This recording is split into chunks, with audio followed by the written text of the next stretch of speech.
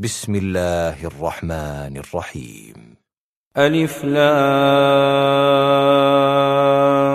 را كتاب أنزلناه إليك لتخرج الناس من الظلمات إلى النور بإذن ربهم إلى صراط العزيز الحميد الله الذي له ما في السماوات وما في الأرض وويل للكافرين من عذاب شديد الذين يستحبون الحياة الدنيا على الآخرة ويصدون عن سبيل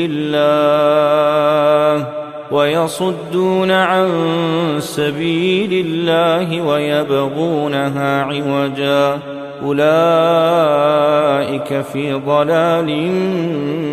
بعيد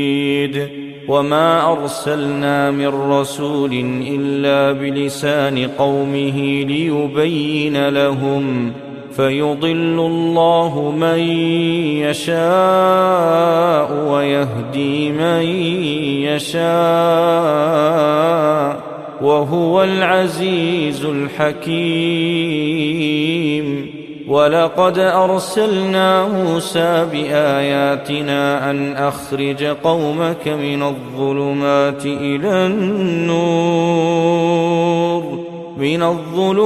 إلى النور وذكرهم بأيام الله إن في ذلك لآيات لكل صبار شكور وإذ قال موسى لقومه اذكروا نعمة الله عليكم إذ أنجاكم من آل فرعون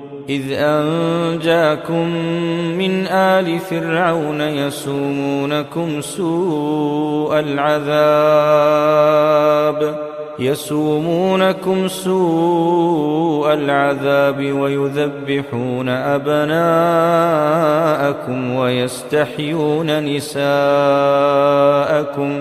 وفي ذلكم بلاء من ربكم عظيم وإذ تأذن ربكم لئن شكرتم لأزيدنكم ولئن كفرتم إن عذابي لشديد وقال موسى إن تكفروا أنتم ومن في الأرض جميعا فإن الله لغني حميد ألم يأتكم نبأ الذين من قبلكم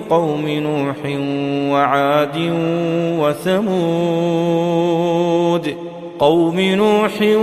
وعاد وثمود والذين من بعدهم لا يعلمهم إلا الله جاءتهم رسلهم بالبينات فردوا أيديهم في أفواههم وقالوا إنا كفرنا بما أرسلتم به وإنا لفي شك مما تدعوننا إليه مريب قالت رسلهم أفي الله شك فاطر السماوات والأرض يدعوكم ليغفر لكم من ذنوبكم ويؤخركم إلى أجل مسمى قالوا إن أنتم إلا بشر مثلنا تريدون أن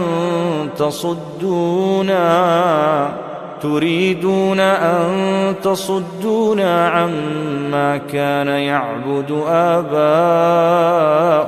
فأتونا بسلطان مبين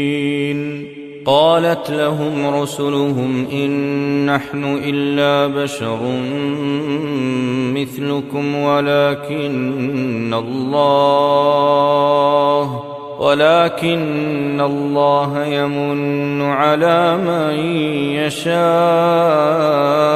من عباده وما كان لنا أن نأتيكم بسلطان إلا بإذن الله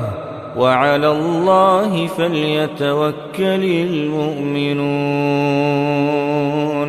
وما لنا ألا نتوكل على الله وقد هدانا سبلنا ولنصبرن على ما آذيتمونا وعلى الله فليتوكل المتوكلون وقال الذين كفروا لرسلهم لنخرجنكم من أرضنا أو لتعودن في ملتنا فأوحى إليهم ربهم لنهلكن الظالمين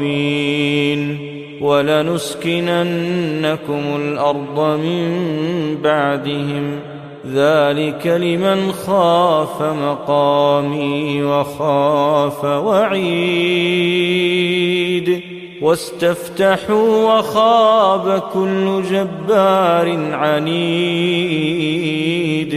من ورائه جهنم ويسقى من ماء صديد يتجرعه ولا يكاد يسيغه ويأتيه الموت من كل مكان وما هو بميت ومن ورائه عذاب غليظ